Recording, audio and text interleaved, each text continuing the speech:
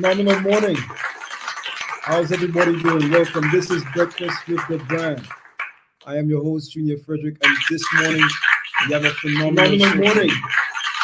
How's everybody doing? Welcome. This is Breakfast with the Brand. Guys, if you're tuning in right now, just put your comments in the chat, put some flames in the chat. Let us know where you're calling in from. All right. Good morning, good morning, good morning. If you're tuning in right now, just I'm gonna bring Shaan on in a bit. But before we do, put it in the chat. Where are you calling in from? Where are you listening in from this morning? Just let us know.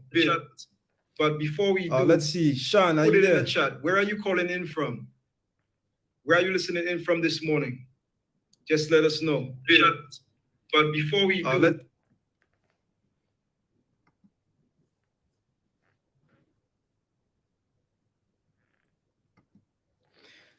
yes, sir. So just put it in the chat, guys. Let us know where you're calling in from. All right. So I see we have Jazzy. So Jazzy, good morning. All right. So Jazzy from Florida. Jasmine, welcome, welcome. You know, Jasmine is here every single Saturday, and you know, we definitely have to recognize that. Also, we have a bunch of other people that'll be tuning in very soon. Today, we have an absolutely phenomenal show for you. We have a phenomenal guest in the person of Ed Hennings. Ed Hennings is the king when it comes to coming back. He has the spirit of an entrepreneur, and he has many gems of wisdom that we'll be sharing with you this morning. I'm about to bring Shaan on in a bit. So let's get the energy up. As you come into the live, put it in the chat. What is the energy in the room? Put that in the chat.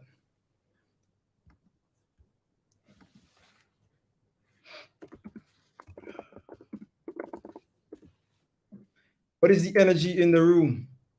And how has your 2021 been? As we begin to move into 2022, we want to leave the stuff that we were not able to accomplish in 2021 behind as we move forward to produce a powerful 2022. All right, guys. So I'm about to bring Shaan on. Shaan, let's come on. Let's talk to the people. All right, all right. So, guys, listen. Welcome again.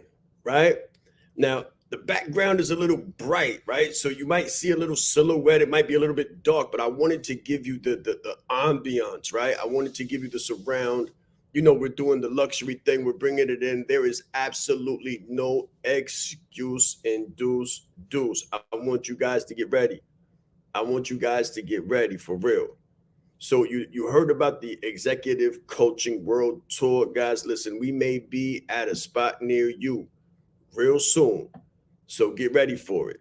This is the second Saturday, guys. Second Saturday is going by fast. 1-8. 1-8, great. My man say the 7-5-8. I got tired of hearing about the mangoes. So I said, you know what? I'm going to bring a little bit of sun and fun into the pick, into the call. So here we are, right? And the guest that we have today, guys, let me tell you, the guest that we have today, we have a topic that is so near and dear to my heart, right? And it's coming back. So I always tell you guys that I'm just a kid from Harlem who God chose to show his favor and mercy through. And if it wasn't for the favor and the mercy, then I'd be sharing the same narrative as many people who I came up with and grew up with. If you grew up in the late 80s, early 90s, then you already know what I'm talking about. There was a statistic, and there was a criteria surrounding my birth and my presence and yours too, right? It was said that Black men specifically would be dead or in jail by the age of 25. Dead or in jail by the age of 25, if we were lucky enough to live to 25, because there was a number, the number was 16 at one point.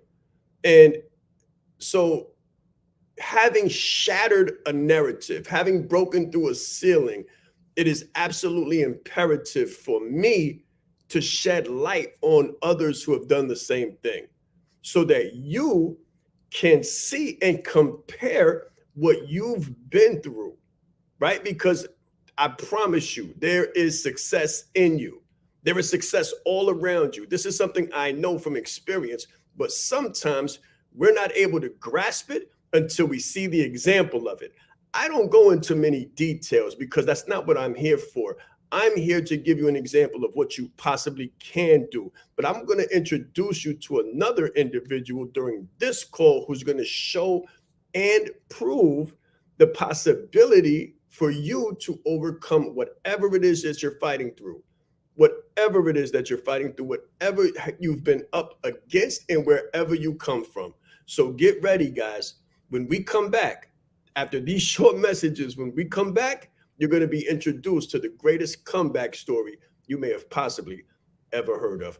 Let's pay those bills.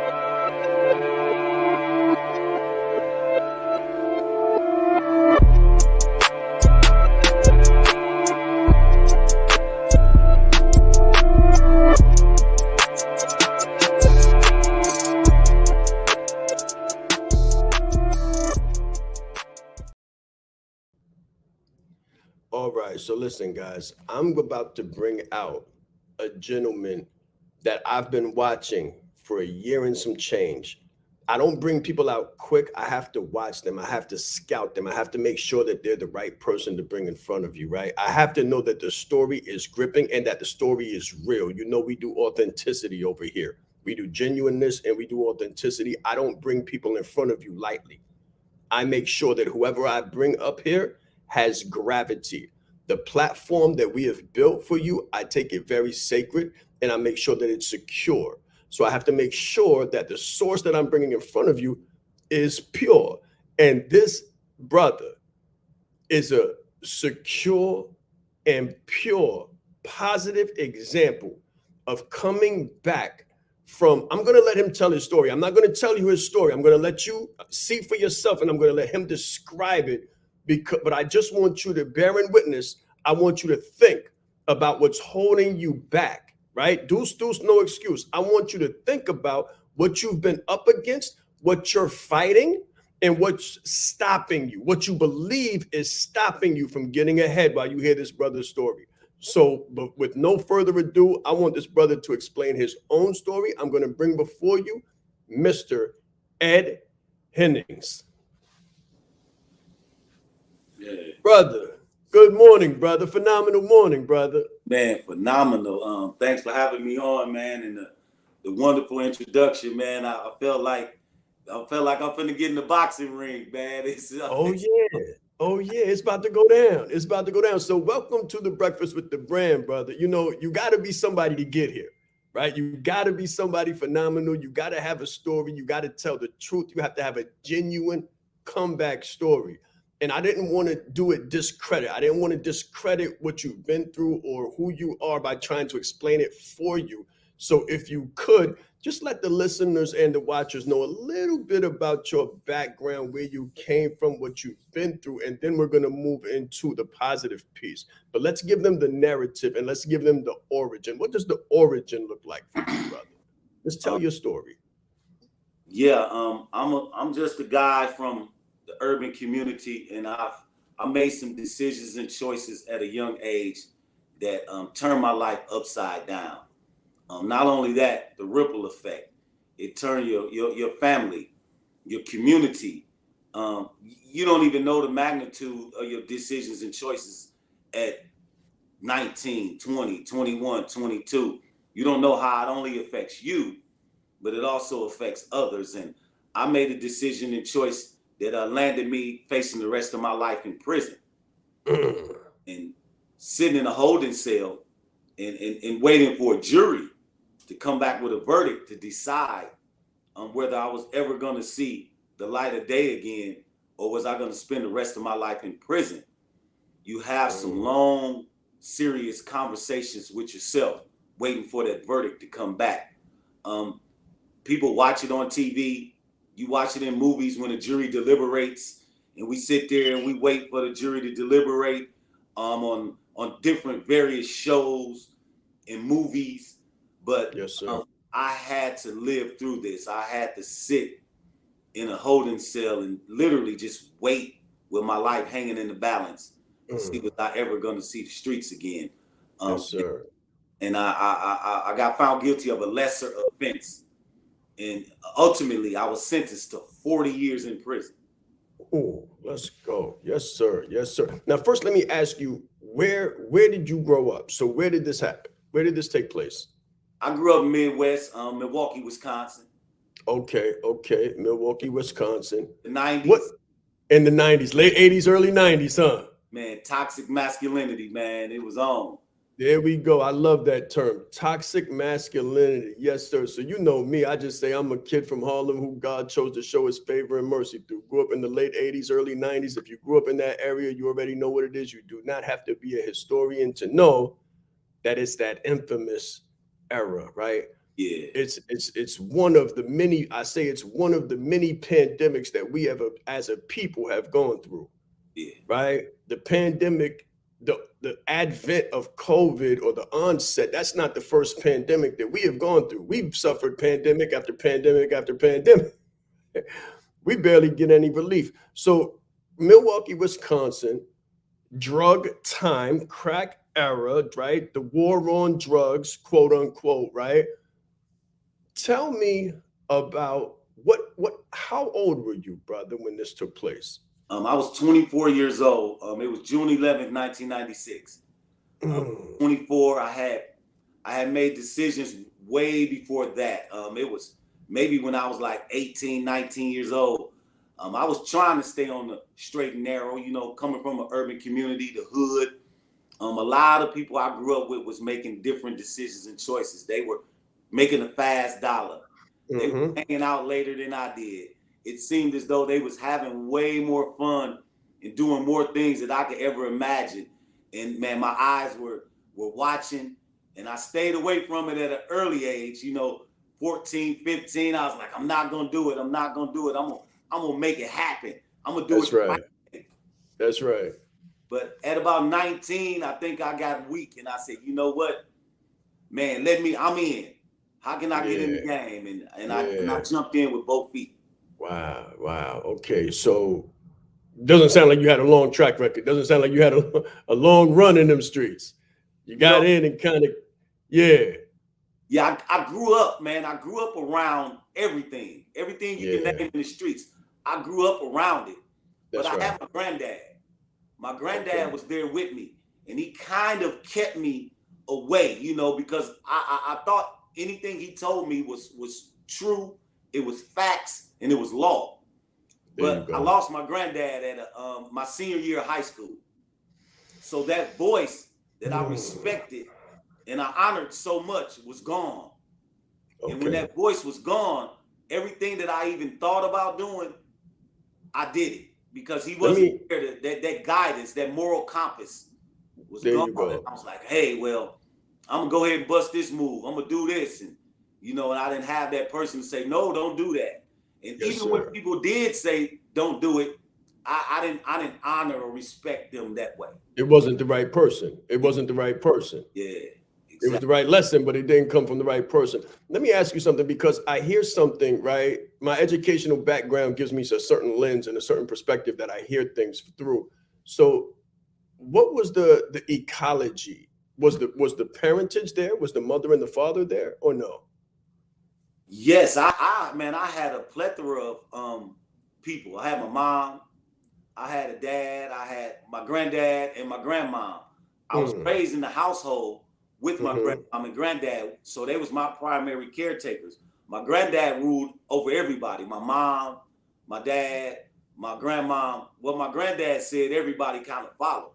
He was kind of Okay, like the patriarch of the family.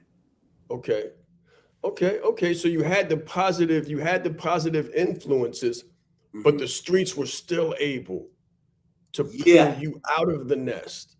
yeah. I had uncles, I had aunts, I had Hmm. family members, I had friends that were already involved in the game. I was like the one guy that wouldn't do it. Like, Mm. say if it's 100 family and friends that's doing it, I was the one guy that wouldn't do it. But Okay, if I can just elaborate on something for a minute, please do.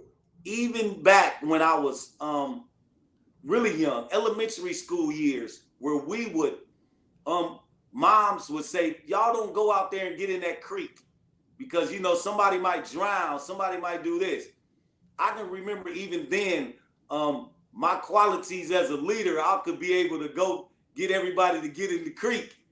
And then when everybody gets caught by their parents, I would escape the clutches and Woo. everybody else would get in trouble. And this one parent, she would say, I know you was the one that got everybody to do this. Yeah, yeah. Qualities of a leader. Qualities of a leader. Guys, there's a reason why I wanted this gentleman to come out now, because we're moving into deuce, no excuse. We're moving into 2022. You've made some decisions, and I'm talking to the listener. I'm talking to the observer. You've made some decisions. Those decisions have you in a specific predicament. You feel like you're positioned wrong. You feel like you're boxed in, right? So this is a gentleman who has been physically, not through the paradigm, not psychologically, but psychologically, physically, behaviorally, and every other lead that you can possibly think of, right? He comes back from a specific time away and being boxed in. So I want you to compare it. Do a comparative narrative of what you think you have going against you, right? Maybe the lack of education, maybe the lack of finances, maybe the lack of experience. I want you to think of these lacks and these gaps. And I want Ed to elaborate a little bit before we go to the next break on what happened after the deliberation. What happened after the jury came back out? I love what you say, that you said that people watch it like a movie. And for some people, it's real life. It's real life, and we really went through situations that were dramatized and romanticized by media, right? Romanticized. People make movies about it. They capitalize on it. They profit from the perils that certain people have actually experienced. So after the deliberation, and after sitting in that holding cell and waiting while your life hung in the balance and your freedom hung in the balance, what was the verdict? The verdict was, like I say, a lesser offense of what I was charged with. I was charged with first degree intentional homicide, Mm, mandatory life sentence. And the jury found me guilty of first degree reckless homicide, which was equivalent to a lot of other states as manslaughter. And okay. I went to sentencing months later, and I got the maximum sentence, first time offender, and I got 40 years. I was sentenced to 40 years of incarceration, in which I served 20. Mm. And what the question you asked was what happened after the verdict. But more importantly, while I was waiting for that verdict, my goals, my dreams, everything that I wanted in life growing up as a kid, it kind of showed up in that holding cell. And in that holding cell, the goals and the dreams start talking to me, saying, man, you didn't even try hard enough for us. You didn't even give us a shot. You didn't give us a chance. We would have been great together. We would have been able to, do some things in this life. And I made a promise while I was waiting on that verdict. And it was, if I ever get a second chance, I promise I won't need a third. Wow, brother. So immediately, amongst me being found guilty of a lesser offense, I knew I had a second chance coming. I knew it was going to be a long time coming, but I made my promise. And my promise was that if I get a second chance, I won't need a third. Didn't mean that second chance was coming immediately, but I had it coming. So I went to work. I went to work. Even knowing that you facing 40. You said 40 years. You ain't say 20, you ain't say 10, you ain't say 5. You said 40 years. 40. Okay, guys. The brother said he went to work. Looking at 40 years. A lot of you are facing small hurdles. And they make you stop. They make you consider stopping. The brother said his dreams showed up, his goals showed up in the holding cell. And when this is perspective, I'm showing you something about perspective. When he heard 40, instead of laying down, he stood up and said, great, I've got a shot. A lot of you are facing small challenges in comparison. Super small challenges in comparison. And I want you to look at it and I want you to weigh it, quantify it. This is why I bring this example in front of you so that you can weigh it and you can contrast it. Because when we get back, after we pay some bills, when we get back, I'm going to show you what happens when you give your all, when you get a second shot, when you look at it through a different perspective and a different paradigm. Brother, thank you so much for sharing your truth with us. I hope that everybody, you already know, if you come to anything I do, bring a pen, bring some paper, and take copious notes. This is not just an example. This is not just a case study. This is real life. This is genuine. And this is Ed's story. When we get back, let's grow. What I want you to do is I want you to really think about the competency that you bring to the game. What do you really bring to the marketplace? A lot of people have an education in one thing, but then they say they want to do something else. They'll watch somebody on YouTube, and because they watch them and they seem to be making an impact, they want to change their whole story, change their whole repertoire, and become that person. And what happens when you do that is you become inauthentic. You're no longer authentic. And you're trying to bring someone else's expertise out of you. But you don't know what that person went through to get that expertise. And now you're not speaking in your gift or your expertise. So you lose your momentum when you do that. You lose your impact. You lose your sweet spot. And now you're a stranger on a strange island talking about a strange topic. And that's why people look at you like you're strange. And when you ask for money, they really look at you strange.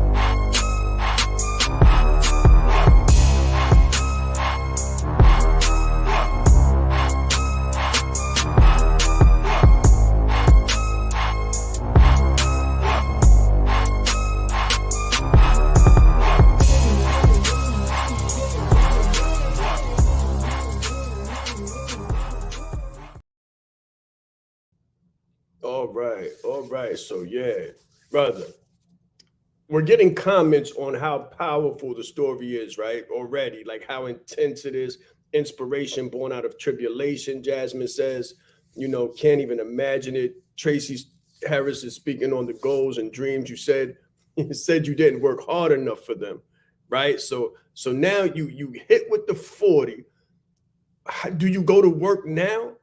Now that you know there's some light at the end of the tunnel, do you go to work? And what does that work look like? Yeah, the work I'm talking about is personal self-development. There you go. Becoming the best version of Ed Hennings that I can be. And once again, the perspective is an opportunity, is a chance, is giving me a shot, not guaranteeing, but just getting the opportunity. And that's what so many things that I hear people talk about is like, you're not looking for opportunity, you're looking for a guarantee. And that's what I came face to face with, was an opportunity. Nothing was guaranteed. I had 40 years. I could do the whole complete 40. But I had an opportunity through work, through behavior, through all of these things to see parole in 10 years and possibly be out at 10, between 10 and 40. Wow. So that's my perspective, is to say, hey, first of all, just become the best version of yourself that you can be. You got to break all of that down.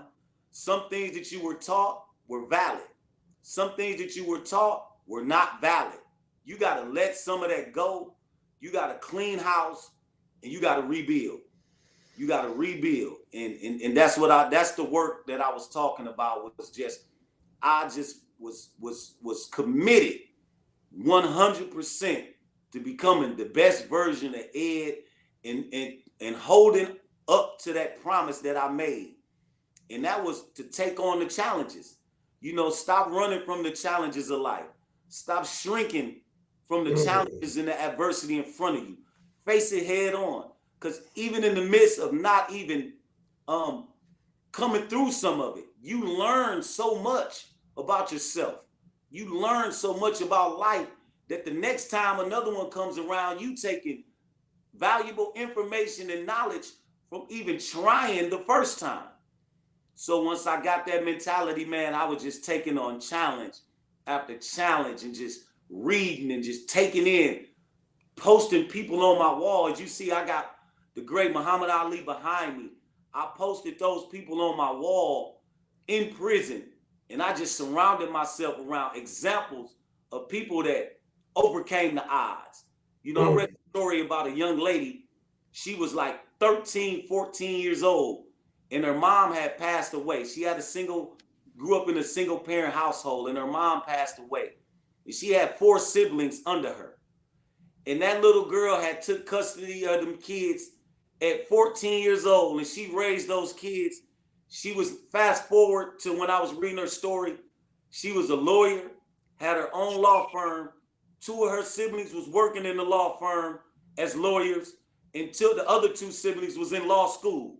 And I was like, that's the type of story, that's how my story got to end. That's right. My story has to end like that. That's right. And that's right. how I roll. Deuce, no excuse, guys. Deuce, no excuse. There's absolutely no excuse. I tell you guys all the time about collapsing time and turning 10 years into 2 and turning 15 years into 3 by taking on more than you think you can handle. You become more when you take on more. You become more. You don't even know what you can hold. You have no clue. You don't know you got wings. You don't know you got wings because you don't never leap. You don't never jump. You always play it safe. You always a little bit scared. You live in life in the shallow end of the pool. You live in life in the shallow end of the shallow end of the world. I promise you. When you set a number and you say, oh, maybe I could make 80K a year. That's the shallow end. That's the shallow end. And that's really where life kind of begins, right? Life begins there. Like it's an opportunity for you to do more, become more. But you have to do more and become more in order to have more so you can give more. So Mr. Hennings is at the place where now he's able to give but it had to start somewhere. So tell me, because I heard a story, right? You can tell me if this is true. Now, guys, listen. I know the people. I know the stories. I know the hood. Like, this is where I come from. So I'm trying to understand. I heard a story that they actually gave you work release. They actually gave you work release, and you were able to legally amass $7K, right? Is that true? Did they let you out for a little while, and while you worked, you were able to amass $7,000? Because some people are out forever. They've never seen the inside of a holding cell, and they've never seen $7,000 at one time. So Yeah. tell me about that. What did that look like? Okay, when I was approaching the end of my sentence, like I said, I served 20 years. So at year 19, they gave me work release privileges, preparing me to, go home. That's right. So while I was in prison in 1998, I went in 96. In 1998, I started a barber and cosmetology class. There you go. So I took and received my cosmetology license in 2001. So I made a decision in 98, and I was the barber the complete time I was in prison, from maximum security, the medium security, to minimum security. Okay. Now I'm in work. Now I'm in minimum, and they grant me work release privileges, saying get prepared to go home, get you a job, see what you can start getting prepared to walk out that door. And at year 19, I got a job at a very popular barbershop in my hometown of Milwaukee.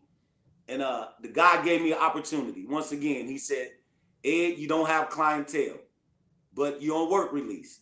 So you have to have a check every week or every other week, or else they're going to pull your work release privileges. So that was the stipulations. So he said, I'm paying you minimum wage. I'm going to pay you $7.25 an hour. If you cut one head, if you cut 1,000,000 heads, you're getting paid $7.25 an hour. And that was music to my ears. I said, I'll take it. I'll take it. Look at that. Yes, sir. Once again, I'm thinking ahead, like, hey, if I make it $7.25 now, I'm building clientele. So when I walk out of here, I will have a set clientele in place already. So it was double bubble for me. $7.25 wasn't a big deal.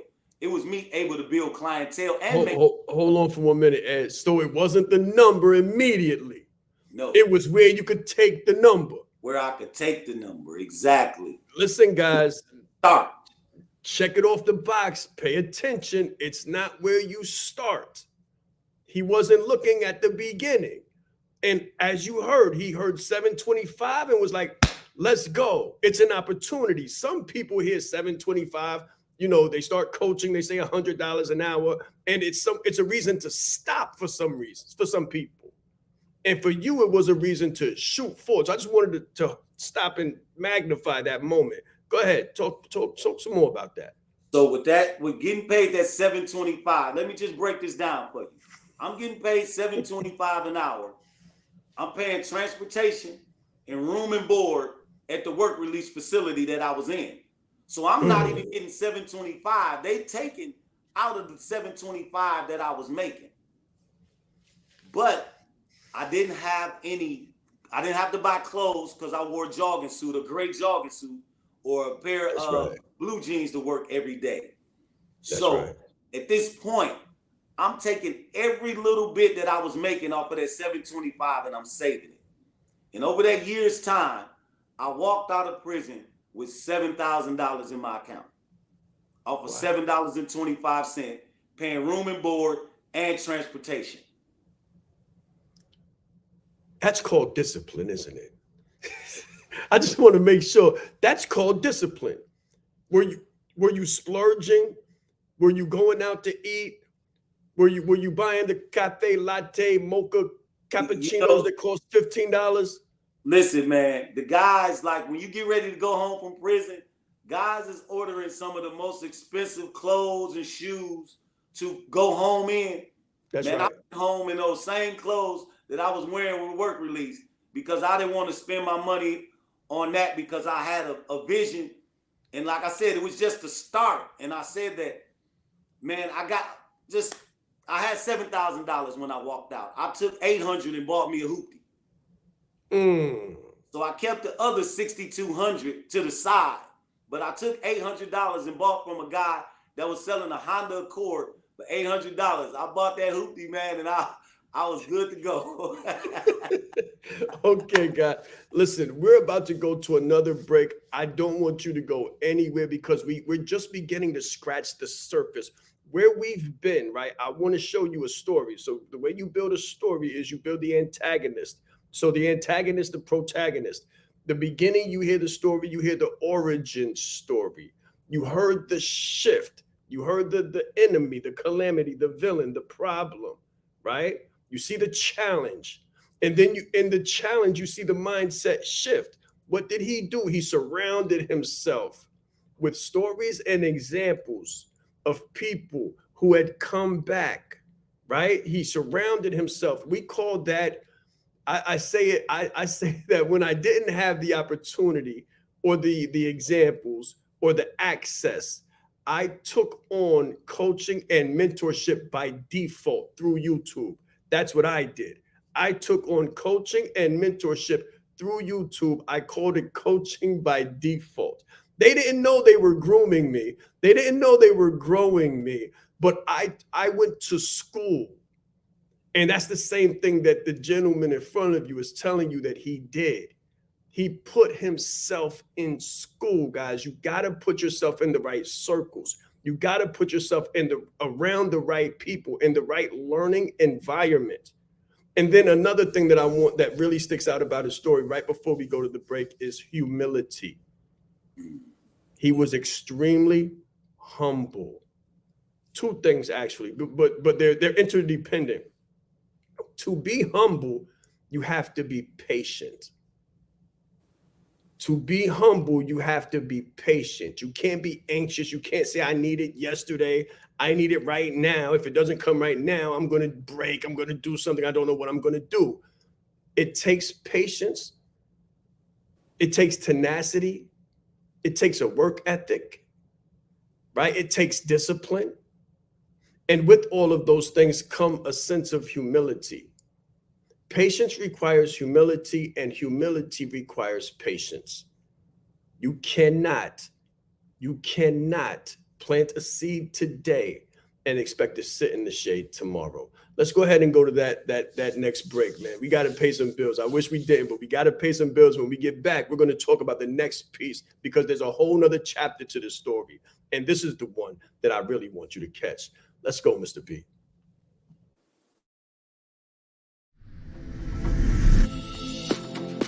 I've told you before, guys, branding is everything. If you don't have your brand together in 2022, you're not going to be able to enjoy the luxury lifestyle that you want.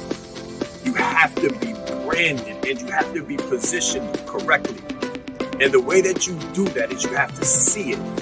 I shot this video here so that you could see it. So I want you to capture it, visualize it, imprint it in your mind and make it your own. Deuce, no excuse. Luxury, branding, and positioning. Let's grow.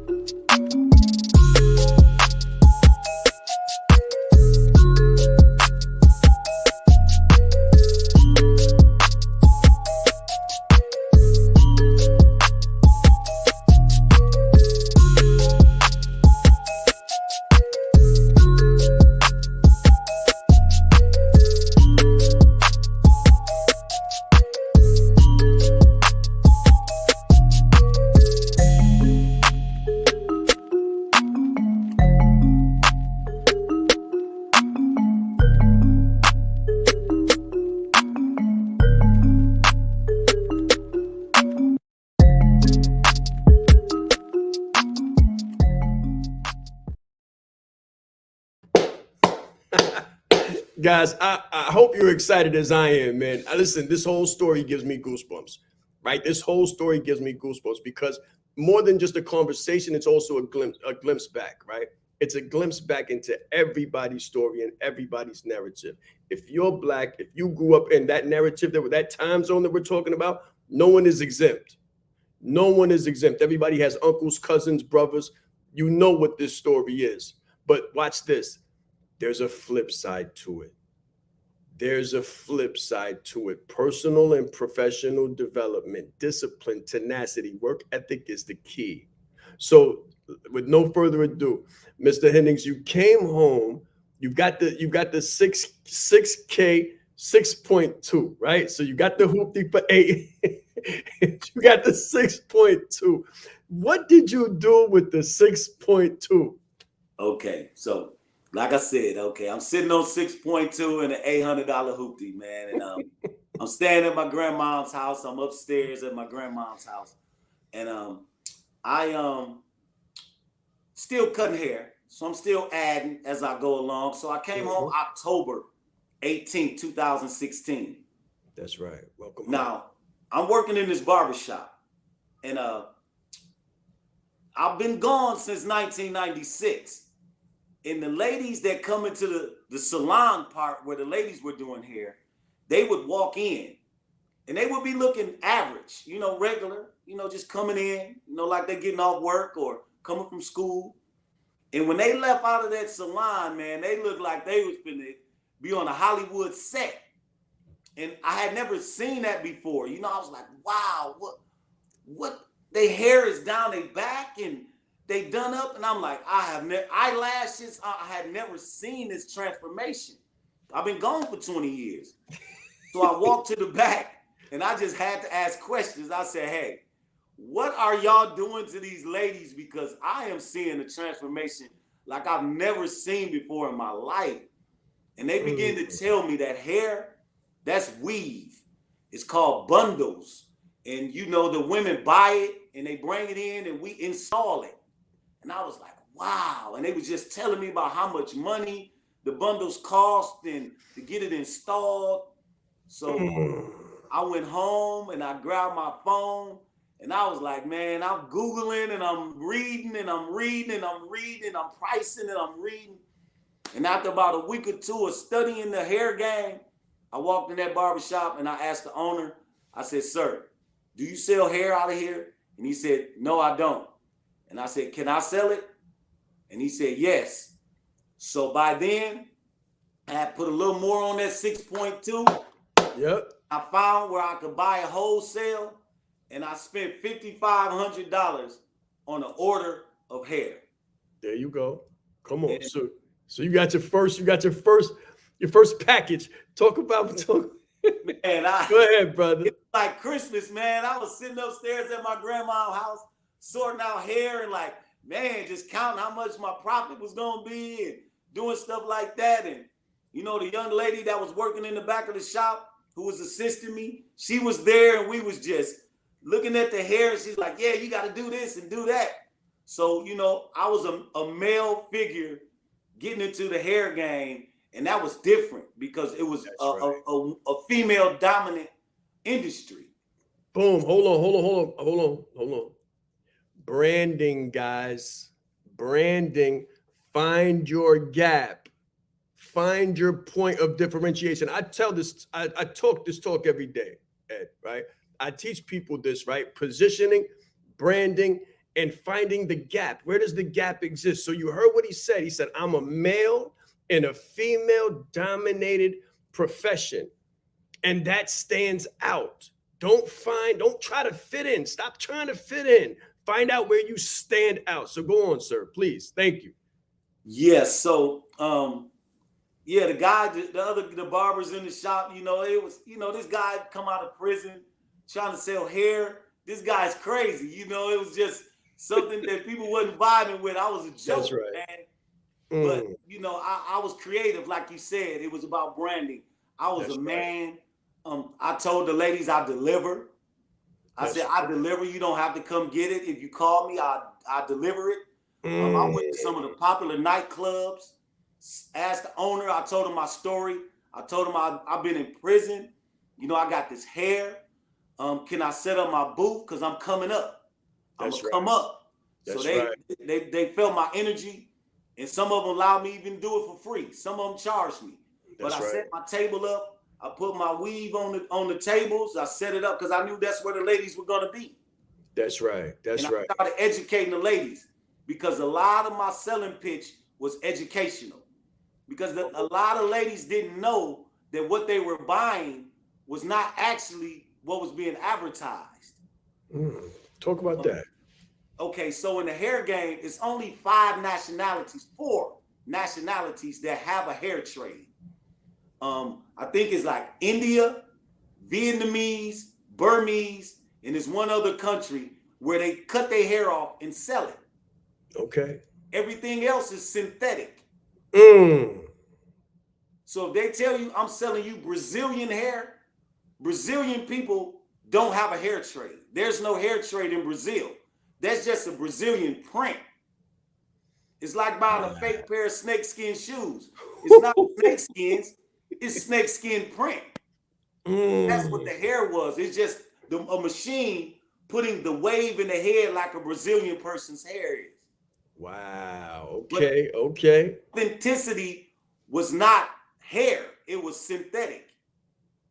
And once I start educating the ladies on that, I began to sell the real hair, the Vietnamese hair, the Indian, the Burmese. And that was my niche, was educating the ladies on what they were actually buying. And I gained the trust of a lot of people in Milwaukee because I educated them, I delivered, and all of these things, man, where it was cold in the winter, snow outside, I would jump in that $800 hoopty and slide to the salons in the city and slide to the ladies, brother, on their door and deliver their hair. Let's go. Let's go. So, right, for my entrepreneurs, point of differentiation, find the gap, and then find where you can authentically add value. Find the truth, become a SME. So as you hear him talk, you can hear the subject matter expertise, right? The conversation stops for a minute. He says, hold on now, let me educate you. And he goes deep, he whacks deep. And everybody else is out of the conversation, kind of learning from the conversation. I hope you're paying attention because I'm giving you a blueprint. What you're hearing is a blueprint. That's what you're hearing. Find the gap in your branding. He said branding, then he said niche. That was my niche. So where is your point of differentiation? Where do you stand out? And then how can you add value? Okay, so now you're killing the weave game, right? You're dropping, you're doing drops, you're doing drop-offs, right? Did the police ever stop you for running around with the hair? Did they ever notice you running around with the hair and say, what's this guy doing? He's back and forth in the car. Did that ever happen to you, brother? Nah, hey man, the police, man. I had switched hustles, man. I had switched hustles, so I was good. And they respected it. They respected that, man. Wow, they respected it. Yes, sir. Yeah, yes, they loved it. They loved it. So now you're seeing that with personal and professional development and paying attention, using the brain instead of the brawn, right? The brain instead of the biscuit. You're seeing that you're able to make the same and even more money than before without having to look over your shoulder. That's right. That's right. And you're doing it on your own number. Like you ain't got no job. Like you paying yourself. You going to get your product. You're getting rid of the product. Now you're a full-time entrepreneur doing your own thing, your own business. Yes, sir. Let me ask you a question. When did you LLC up? When did you incorporate? I did that right away. Okay, good. There we go. The lady that was assisting me, the young lady, she even told me, she was like, get you an LLC, get this and all that, because you're going to need that. And you know, the old school hustler in me, like, I don't need that garbage, man. I'm getting streets with it. That's right. Like, that's right. Make sure you get your LLC, and get your license and all of that stuff. So business bank account, you did all that good stuff. Yes, sir. Phenomenal, guys. Set your foundation correct. Write it down. Set your foundation correct. Even if you don't have the money yet, get ready for it. If you're not ready for it, when it comes, it's a problem. Get ready for it. So when it comes, it's a blessing. Okay, so you got the weave. What did the money, watch this, guys. what did the money with the weave, or from the weave and from the subject mastery, from the humility, from the discipline that you learned in prison, what did that allow you to do? What was your next step on this entrepreneurial journey? It was all, like I say, it was all organic, man. And it was, a lot of things I've worked diligently and countless hours to accomplish. But I think it sets in motion something in the universe where blessings come with it. That's right. You do your part and the universe does its part. That's right. So after a year, let me just inject this into the conversation. Please do. Is that I was a barber as well, so I had my hair sitting in a case next to my barber chair. That's right. And the guys that were laughing at me at first when I started selling their hair, they said, "Man, you selling more hair than you cutting hair." They saw it now. So I'm popping with my clippers. I have to say, hold on to one of my clients while I'm cutting his hair and say, "Hey man, I got to get this young lady her hair." So I open my case up and I'll be like, "What you need?" I need a 22, 24, 26. And I would go in my case and get her hair, get my money, put it in my pocket, and go back to cutting hair. And they be looking at me like, "Man, you really moving that hair for real?" And after a year of my release, I was released in 2016. By the end of 2017, I had opened my own barber and beauty salon. Come on, guys. Come on, give it up, guys. I know you're out there. I know you're watching. Go ahead and give that man his, man. Right? Brother, let me tell you something. It's nothing better than to see black men come up, brother. From one brother to another. That's why I reached out to you, because from one brother to another, a lot of times when we look at brothers who are doing phenomenal things, we keep that same nasty hood mentality that says competition. Oh, they on the come up. Oh, they doing this. What they doing. We don't watch it to congratulate and to compliment and to collaborate. We don't watch it for that reason. We watch it to hate. So it's like you leave the streets, but you keep the same hood mentality. You keep the same nonsense going on, the same sickness going on in your head.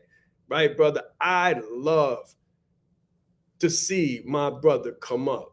Right? I love it. And that's, I said, I got to get this, bro. I watched you for a while. I said, I'm going to watch him. I'm going to see if he's consistent. Once I saw your consistency and the come-ups, I said, oh, nah, we got to go. We got to bring him on. Right, brother? So it's a pleasure and an honor to hear your story. And it's a duty and an obligation to me and from me to extend a platform to you so that your story can be told, because we've only got one narrative. Yes. We've only got one narrative, and this narrative shatters the stereotype. It shatters the preconception of this. Okay, so the brother been home for 1 year, nose to the grindstone, humble, quiet, grinding, and opens his own barbershop, beauty salon, barbershop/beauty salon. Now we're going to go to a break, because as phenomenal as it is, that's not even that. We're still scratching the surface. I want you to understand. Like, I want my listeners to understand. I want you to understand, as phenomenal as it is, as phenomenal as the transformation is, we're still just scratching the surface. Go ahead, Mr. B. Let's pay those bills and we'll be right back.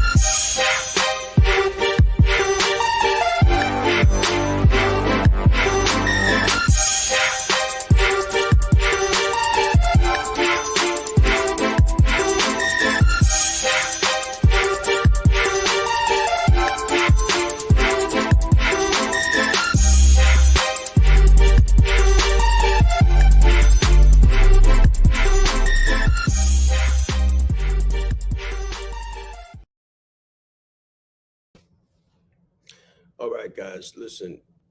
I hope that you're getting all of this. I really, really do.